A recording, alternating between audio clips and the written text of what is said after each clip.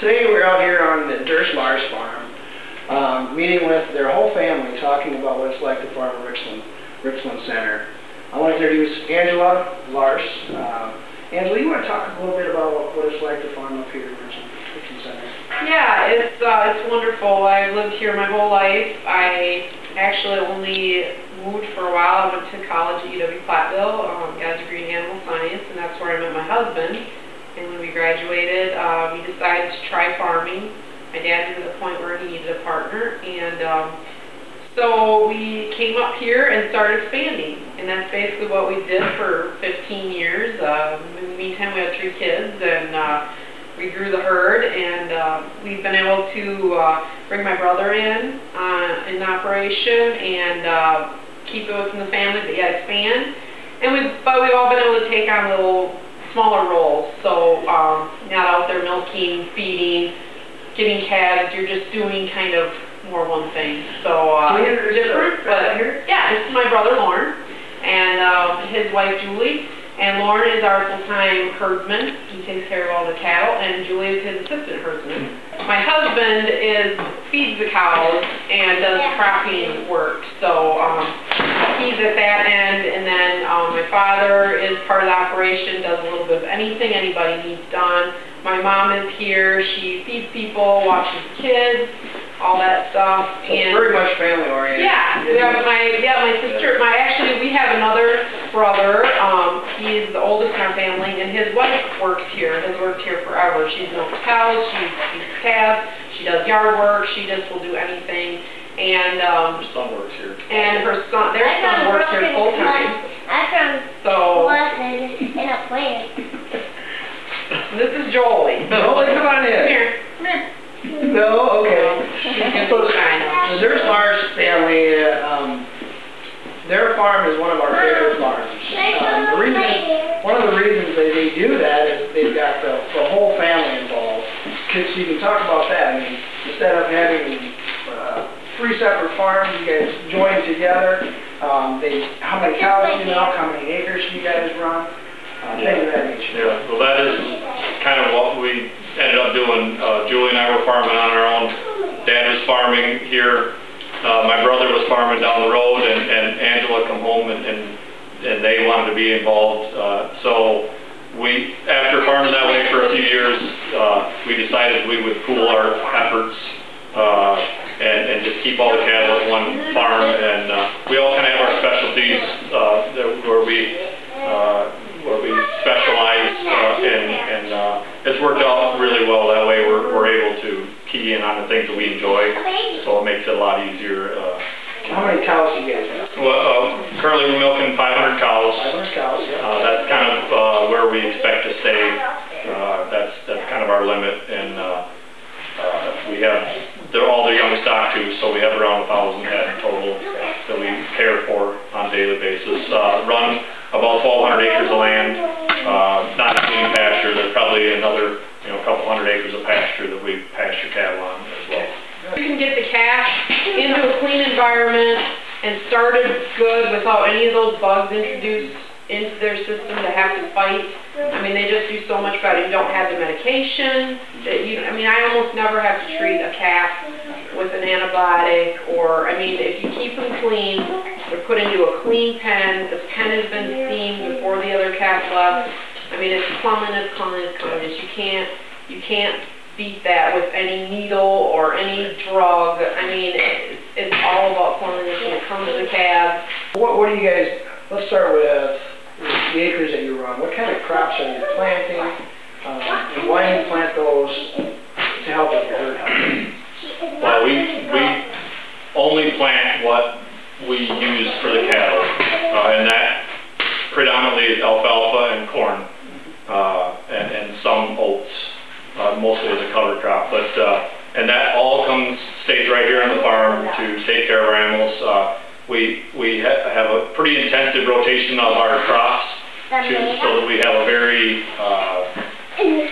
high quality of alfalfa and corn that we feed to the cows, because we do have very high producing cows, and you need to have that high quality alfalfa and corn if you expect to get that. So in the it's not winter,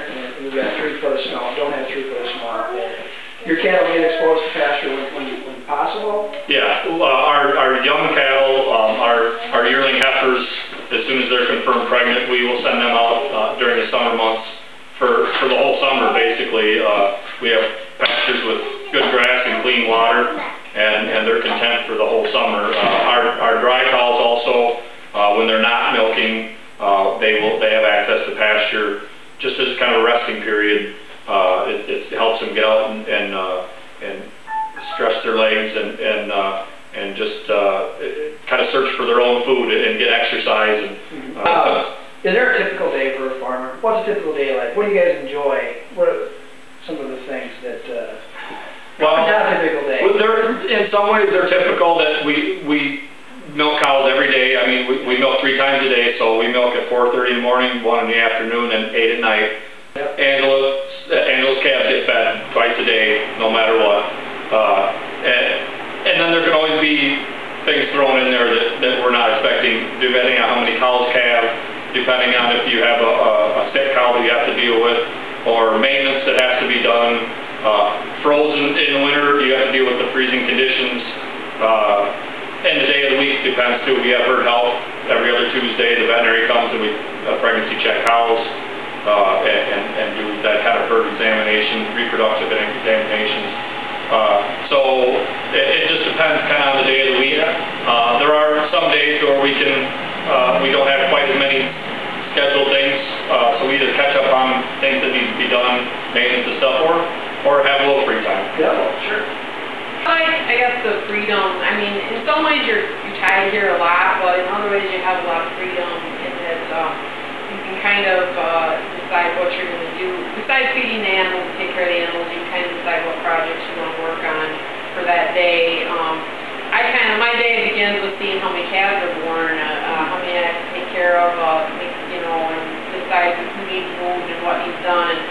But after they're all fed, then I can, I have a lot of bookkeeping, it's a large farm, and stuff. But I can also, if my kids have something going on, I can go do that.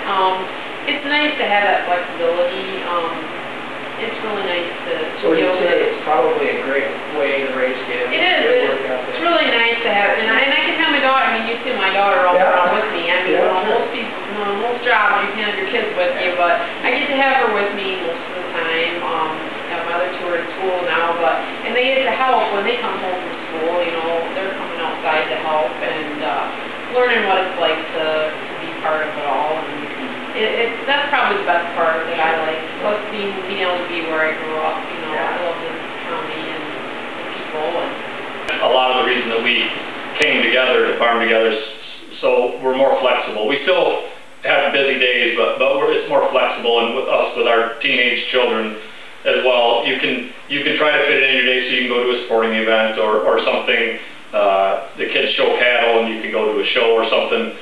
So you can be more flexible as opposed to if you had a 9-to-5 job.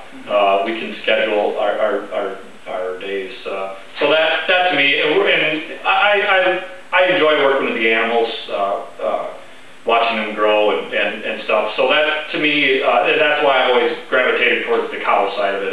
The crops are fun. I like getting in a tractor, but I enjoy that animal aspect of it, the rearing of the animals and watching them grow and prosper and become productive, cows in the herd. So that's kind of what I enjoy about it. Yeah, that part is really nice. Like, not too long ago, I videoed a cow having a calf, and just, I posted on Facebook, and I get to see the miracle of life on a daily basis. Yeah. And, we just take it for granted now, and sometimes it just, takes you back a step, and it's like, it's really nice to be able to see this and be part of it, and, every day we see it. And, sometimes those are the things that get you through the tough days.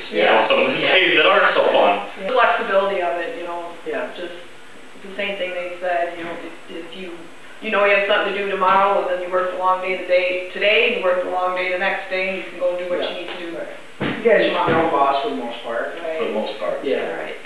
And we've tried to become involved in the agriculture community and advocating agriculture by, Jamie and I are involved in the Outstanding Farmers of America program.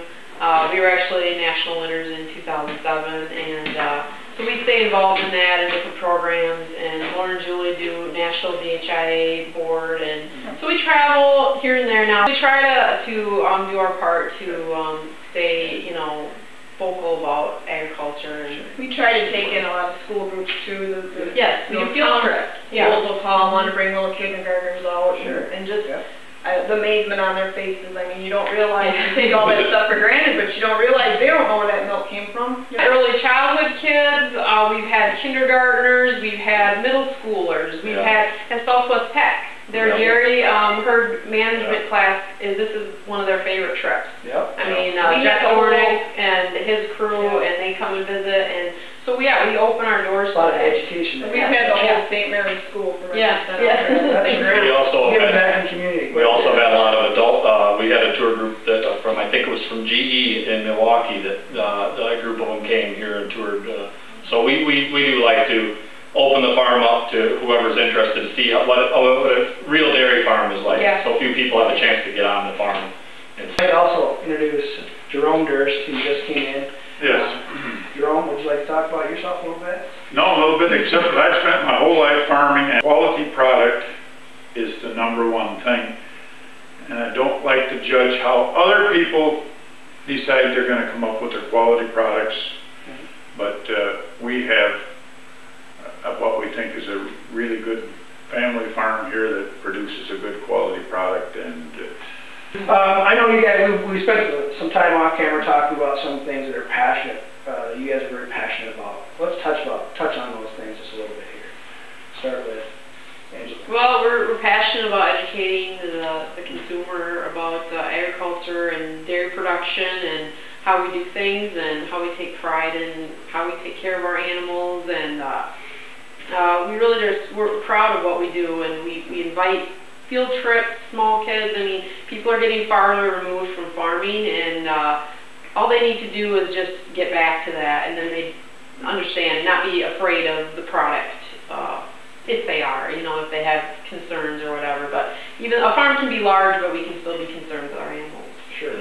And we're not, as she said off camera, we're not organic, but the reason we're not is because we believe in when we have an animal that has an infection or something, we want to treat it just like you would want to treat your child or something if they're sick. And so on occasion it is necessary to use an antibiotic or something, but what a lot of times people don't understand is absolutely nothing leaves this farm with antibiotics in it.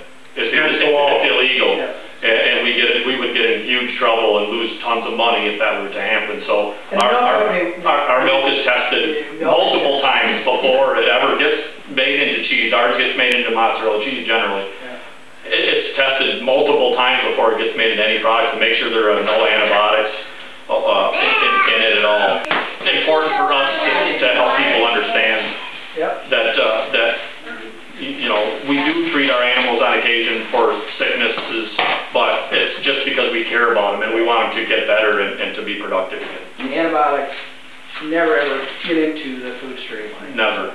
No. No balances and checks for that. They're just doesn't happen. You know, it doesn't happen. Right. Yep. Good. Anything else you guys like to talk about? we enjoy farming. Yeah. We enjoy the dairy industry. Yeah. We enjoy you guys promoting it for us. Yeah. We enjoy you guys collecting colostrum for us. You guys do a fantastic job. Well, thank you. We're really glad we have a marker for our colostrum. We have the equipment to pasteurize and clean the colostrum like you guys do, so it's good for both of us. Well, we appreciate that. Our customers love the product, and we can't